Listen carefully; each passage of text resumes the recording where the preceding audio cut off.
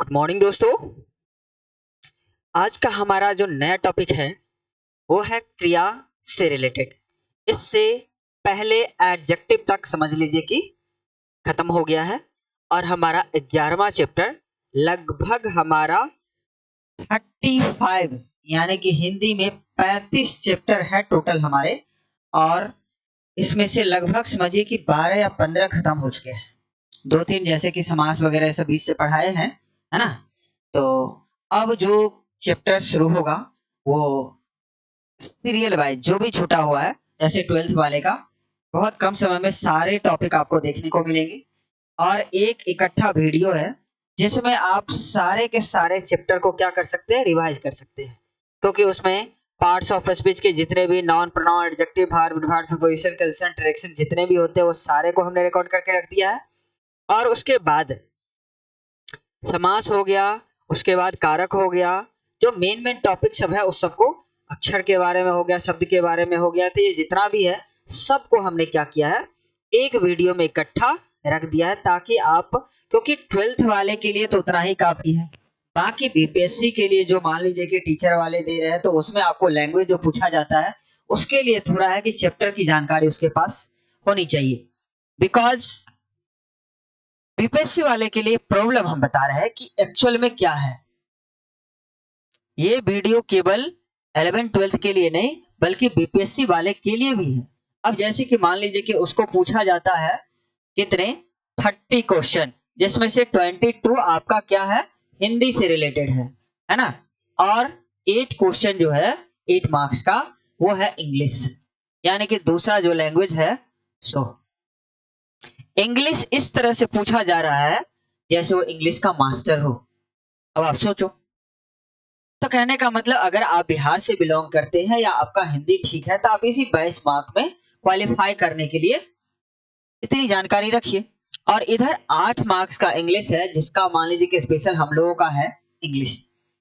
तो देखते हैं कि चैप्टर से, जैसे वॉइस नरेशन, इन बीच वाले चैप्टर से क्वेश्चन पूछा जा रहा है, आर्टिकल से, प्रपोजिशन से। तो 8 ही क्वेश्चन इस तरह से पूछा जा रहा है कि आप इस पे दिमाग ना लगाए तो ही एबीसीडी वैसे मार देना है, इसमें कोई नेगेटिव है नहीं। लेकिन श्योर के लिए कि हम कम से कम समय लगा करके, जैसे कि मैं बता रहा हूं 3 मिनट दे करके ये टोटल 30 क्वेश्चन बनाया जा सकता है। 3 मिनट में ये टोटल 30 क्वेश्चन। और मैं भी बता सकता हूं कि मैंने भी 3 मिनट में 3 क्वेश्चन, ये 30 क्वेश्चन बना करके और इसमें 23 मार्क्स ला चुका हूं। तो आप समझ सकते हैं।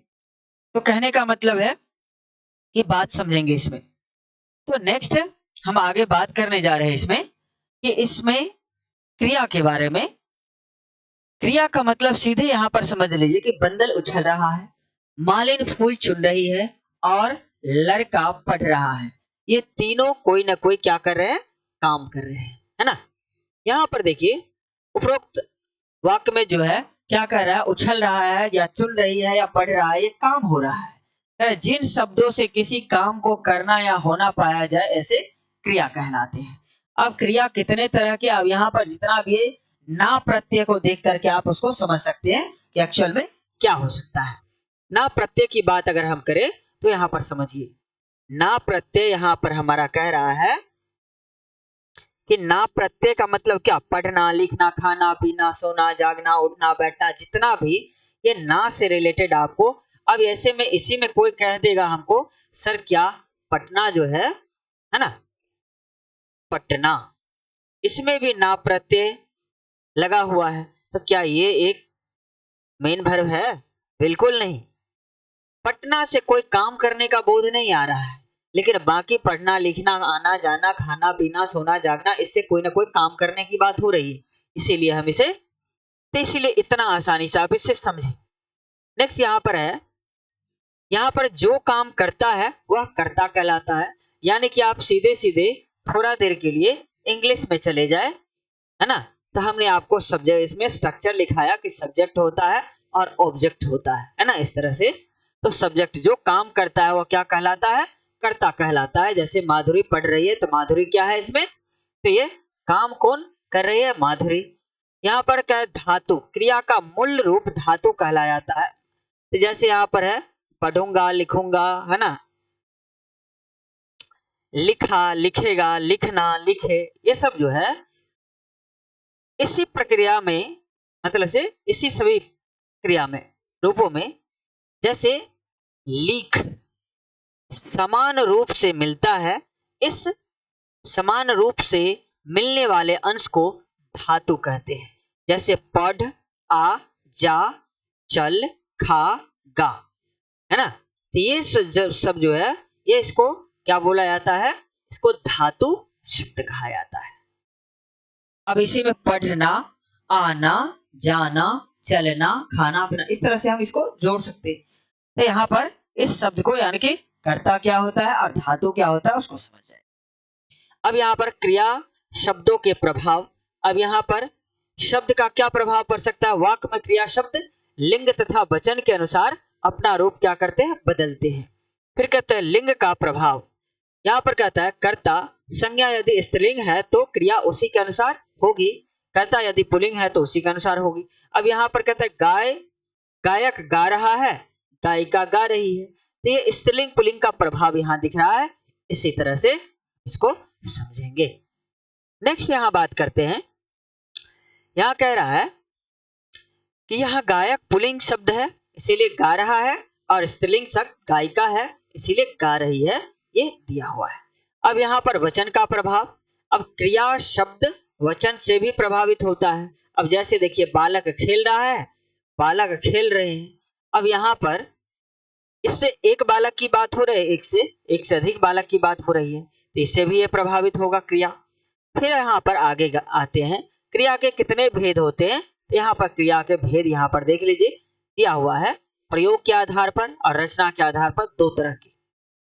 प्रयोग के आधार पर क्रिया के कितने भेद होते हैं, तो प्रयोग के आधार पर कहते हैं प्रत्येक क्रिया का प्रभाव या तो कर्ता पर पड़ता है या कर्म पर। इस आधार पर क्रिया भी निम्न दो प्रकार के होते हैं, जैसे अकर्मक क्रिया और सकर्मक क्रिया कहते। फिर यहां पर देख लीजिए अकर्मक क्रिया का एग्जाम्पल कह रहा है। अकर्मक क्रिया का शाब्दिक अर्थ है बिना किसके, कर्म के। यहां पर लड़की हंसती है, रेल चलती है, सूरज चमकता है, परीक्षा उड़ा, एक पक्षी उड़ा। अब यहाँ पर ऊपर लिखे वाक्यों को क्रमशः हंसती है, चलती है, उड़ा, चमकता है, ये सभी शब्द क्रियाएं, इनके अर्थ वाले अर्थात कर्ता क्रमशः लड़की, रेल, पक्षी तथा सूरज, इस क्रियाओं के व्यापार का फल कर्ता पर पड़ रहा है। इन वाक्यों में कर्म के प्रत्यक्ष होने की आवश्यकता नहीं है। जिन क्रियाओं के व्यापार का फल कर्ता पर पड़ता है अकर्मक क्रिया कहलाता है। अब यहाँ पर देख लीजिए दादी जी कुर्सी पर बैठी है। अब यहाँ पर यह दादी जी करता है और बैठी क्रिया है तथा कुर्सी क्या हो गया, ऑब्जेक्ट। इसीलिए यहाँ क्या हो जाएगा, अकर्मक क्रिया। यानी कि सीधे सीधे समझे सब्जेक्ट और वर्ब दे दिया हो, है ना। जैसे मैं लिखता हूं और इसमें क्या लिखता हूं वो चीजें दिया हुआ है, तो इस तरह से हम इसको समझ सकते हैं। तो मैं लिखता हूं क्या हो जाएगा, अकर्म, क्या बोलते हैं, सकर्मक, ये से पहले जो दिया हुआ है अकर्मक क्रिया। इसमें किसी प्रकार का ऑब्जेक्ट नहीं है, लेकिन सब्जेक्ट वाला यहां पर देखिए ऑब्जेक्ट वाला में यहां पर दिखाई दे रहा है कि दादी जी कुर्सी पर बैठी है, वह क्रिकेट खेल रहा है, तुम पत्र लिख रहे हो, इसमें ऑब्जेक्ट दिखाई दे रहा है। सकर्मक क्रिया। अब यहां पर कहता है सकर्मक क्रिया का शाब्दिक अर्थ कर्म के साथ कह रहा है कुम्हार घड़े बनाता है, क्या बनाता है, तो घड़े बनाता है। दर्जी कपड़े सिल रहा है ना। मीना स्वेटर बुन रही है, इसमें ऑब्जेक्ट दिखाई दे रहा है। फिर यहाँ पर देखिए जिन क्रियाओं के व्यापार का फल कर्म पर पड़ता है सकर्मक क्रियाएं कहलाती है। जैसे वाक्य कर्ता कर्म क्रिया, धोबी कपड़े धोता है, ये वाक्य हो गया। धोबी हो गया कर्ता, कर्म हो गया कपड़ा, यानी कि कर्ता कर्म, और क्रिया हो गया धोता। तो यहाँ पर सब्जेक्ट वर्ब ऑब्जेक्ट तीनों दिखाई दे रहा है। सकर्मक क्रिया। अब यहाँ पर है सकर्मक क्रिया के कितने भेद होते हैं, एक कर्मक क्रिया और द्विकर्मक क्रिया। अब यहाँ पर देखिए, जिसमें एक कर्म मतलब से एक काम हो रहा है, एक कर्मक क्रिया कहलाता है, और एक से अधिक कार्य हो रहा है तो क्या द्विकर्मक क्रिया कहलाता है। अब यहाँ पर देखिए, एक कर्मक में बच्चा फल खाता है, नौकर कपड़े धो रहा है। अब यहाँ पर देखिए, औरत पक्षियों को दाना डाल रही है, औरत इसको पक्षियों को दाना डाल रही है, किसान पौधे को पानी दे रहा है, चिकित्सक रोगी को दवा पिला रहा है। यहाँ पर देखिए, जब ये मतलब से इसको हम क्या करेंगे, द्विकर्मक, दो कार्य हो रहा है। औरत, पक्षी और दाना क्या है, कर्म है, ऑब्जेक्ट है, और डाल रही है। चिकित्सक, रोगी, दवा, ये क्या है, कर्म है, ऑब्जेक्ट, और पिला रहा है। इस तरह से इन सभी वाक्यों के क्रमशः दो दो कर्म आए हैं, अतः यहां द्विकारक क्रिया हम इसे कह देंगे। फिर आगे चल करके यहां पर देख लीजिए क्या सब है। यहां पर है मूल धातु के अकर्मक तथा सकर्मक क्रिया बनाना। मूल धातु चल है, यहां अकर्मक क्रिया, सकर्मक क्रिया। यहाँ चल से क्या हो गया, चलना, उठ से उठना, मर से मरना। यहां पर सकर्मक क्रिया, चलाना, उठाना, है ना, मारना। मूल धातु,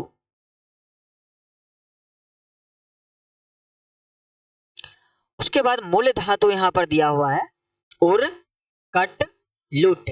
उड़ना, कट से कटना, लूट से लूटना, हाँ उड़ाना, काटना, लूटना। तो इस तरह से हम अकर्मक क्रिया का सकर्मक क्रिया बनाना, है ना, अकर्मक क्रिया का क्या करना है, सकर्मक क्रिया। तो अकर्मक क्रिया है, शेर भागा, शिकारी ने शेर को भगाया। राहुल सो रहा है, राहुल ने बहन ने राहुल को बुलाया। पानी उबल रहा है। इस तरह से हम इसको समझ सकते हैं। रचना के आधार पर क्रिया के भेद, क्रिया के शब्द रचना किस प्रकार हुई है, इस आधार पर क्रिया के। तो यहां पर है निम्न भेद है, सामान्य क्रिया, प्रेरणार्थक क्रिया, संयुक्त क्रिया, है ना, नाम धातु क्रिया, उसके बाद पूर्वकालिक क्रिया, अनुकरणात्मक क्रिया। सबके आधार पर यहाँ पर एग्जाम्पल है। सामान्य क्रिया मतलब हो गया सिंपल वर्ब। कुछ क्रियाएं भाषा के रूढ़ शब्द के रूप में प्रचलित होती है, ये मूल क्रियाएं होती है, ये मूल धातु ना जोड़कर बनती है। जैसे पढ़ना, लिखना, आना, पाना, जाना, खेलना, कूदना, ये सब, उछलना आदि। वह पत्र लिखती है। तो ये क्या हो गया, सामान्य क्रिया। प्रेरणार्थक क्रिया, इसमें देखिए प्रेरणार्थक क्रिया में क्या आ जाएगा, है ना, अध्यापक ने बच्चों से निबंध लिखवाया। जिस क्रिया शब्द से यह ज्ञात हो कि कर्ता स्वयं कार्य न करके किसी दूसरे के साथ क्या होता है, प्रेरणा देता है या किसी दूसरे के साथ करवाता है, तो वह प्रेरणार्थक क्रिया कहलाता है। जैसे अध्यापिका ने बच्चों के से निबंध लिखवाया। चलना तो चलाना, पढ़ना पढ़ाना, सुनना सुनाना, है ना, सोना सुलाना, गिरना गिराना। तो ये क्या हो गया, प्रेरणार्थक क्रिया है। चलाना, चलवाना, पढ़ाना, पढ़वाना। तो इस तरह से संयुक्त क्रिया में हम क्या समझ सकते हैं, संयुक्त क्रिया में क्या सब है समझिए। कंपाउंड, जिसको जब दो या दो से अधिक क्रियाएं आपस में मिलकर एक पूर्ण क्रिया बनाती है तो संयुक्त क्रिया कहलाती है। जैसे वह पढ़ रहा है, उसके बाद है कल मेहमान चले जाएंगे। ये सब क्या है, संयुक्त क्रिया। फिर यहां पर देखिए नाम धातु क्रिया, नॉमिनल वर्ब जिसको कहा जाता है, संज्ञा सर्वनाम तथा विशेषण शब्दों के अंत में प्रत्यय, अंत में जुड़ने वाला शब्दांश लगाकर जो क्रिया बनती है उसे नाम धातु क्रिया कहते हैं। तो यहां पर है संज्ञा से, जैसे बात, पता, बताना, लज्जा से लज्जाना, हाथ से हथिया या हथियाना, या लालच से ललचा या ललचाना। सर्वनाम क्या हो जाएगा, अपना, अपनाना, विशेषण क्या हो जाएगा? सूखा सुखाना, गर्म गरमाना, लंगड़ा लंगड़ाना, नरम नरमाना। अब यह पूर्वकालिक क्रिया, इस चैप्टर सब में हम एक एक चीज क्यों बता रहे हैं? क्योंकि आपको किसी भी तरह से क्वेश्चन पूछा जा सकता है, इसमें आप ध्यान रखेंगे।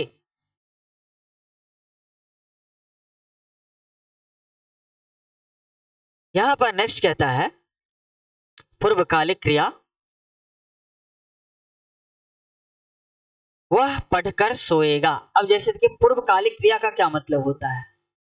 चिरंजीव वर्ब, जिस क्रिया का पूरा होना दूसरी क्रिया के पूरा होने से पूर्व पाया जाए उसे पूर्वकालिक क्रिया कहते हैं। जैसे वह पढ़कर सोएगा, यानी कि सोने का काम अभी नहीं, अभी पढ़ने का काम जारी है, तो वह पढ़कर सोएगा।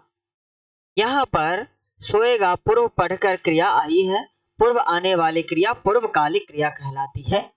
अब यहाँ पर देखिए इमिटेटिव वर्ब, अनुकरणात्मक क्रिया, अनुकरण करने वाला। कुछ क्रिया शब्द किसी भी ध्वनि के अनुसार पर बनाए जाते हैं। जैसे यहाँ पर देखिए ध्वनि से, जैसे खटखट खटखटाना, टन टन टनटनाना, हिन हिन हिनहिनाना, भिन भिन भिनभिनाना। इस तरह से ये क्या है? अनुकरणात्मक। अब इतना जानने के बाद ये बहुत ज्यादा शॉर्टकट में डेफिनेशन वगैरह याद रखने के लिए ये काफी है। कह रहा है कि याद रखने योग्य बातें, जिन शब्दों से किसी काम का करना या होना पाया जाए वे क्रिया कहलाते हैं। जो काम करता है वह कर्ता कहलाता है, यानी कि सब्जेक्ट। क्रिया शब्द कहता है लिंग, वह वचन के अनुसार अपना स्वरूप बदलते हैं, यानी कि क्रिया जो होता है लिंग व वचन यानी कि जेंडर और नंबर के हिसाब से क्या होता है? ये अपना रूप बदलते हैं। क्रिया का मूल रूप धातु कहलाता है। क्रिया शब्द का निर्माण धातु से ही होता है। फिर कहता है कर्म प्रयोग के आधार पर, क्या कहता है? कर्म प्रयोग के आधार पर क्रिया के दो भेद होते हैं, जैसे अकर्मक क्रिया और सकर्मक क्रिया। फिर कहता है सकर्मक क्रिया के दो भेद होते हैं, एक कर्मक क्रिया और द्वि कर्मक क्रिया। रचना के आधार पर क्रिया के 6 भेद होते हैं, सामान्य क्रिया, प्रेरणार्थक क्रिया, संयुक्त क्रिया, नाम धातु क्रिया, पूर्वकालिक क्रिया, अनुकरणात्मक क्रिया। तो इस तरह से ये 6। जब कर्ता स्वयं कार्य न करके किसी दूसरे से कार्य करवाए या करने की प्रेरणा दे उसे प्रेरणार्थक क्रिया कहते हैं। तो इसीलिए ये सब आपको याद रखना पड़ेगा। अब नीचे हमें क्वेश्चन दिया गया है, नीचे दिए गए शब्दों में क्रिया शब्द का गोला लगाओ। अब कौन सा मतलब से जो कार्य हो रहा है, अब जैसे वह है उछलना, मैं तुम्हारा, अब इसमें उछलना है, अंकिता, लेकिन, के लिए, बांटना। अब यहां बांटना क्या हो गया? तो काम हो गया। तो सीधे सीधे हम इस क्वेश्चन को आपको दिखाते चल रहे हैं। नीचे लिखे वाक्यों में कर्ता का गोला लगाओ। अब इसमें देखिए जो काम कर रहा है उसको कह रहा है घेरने के लिए। तो ये क्वेश्चन सब आप बना सकते हैं इतना पढ़ाने के बाद। नीचे लिखे वाक्यों में क्रिया शब्द छांट कर लिखो और बताओ कि क्रिया सकर्मक है या अकर्मक। फिर उसके बाद यहां पर है एक कर्मक तथा द्वि कर्मक क्रिया के दो दो उदाहरण लिखे। फिर उसके बाद में यहां पर आ गया कि निम्न वाक्यों में से कर्ता कर्म तथा क्रिया शब्द छांटकर लिखे। प्रेरणार्थक क्रिया,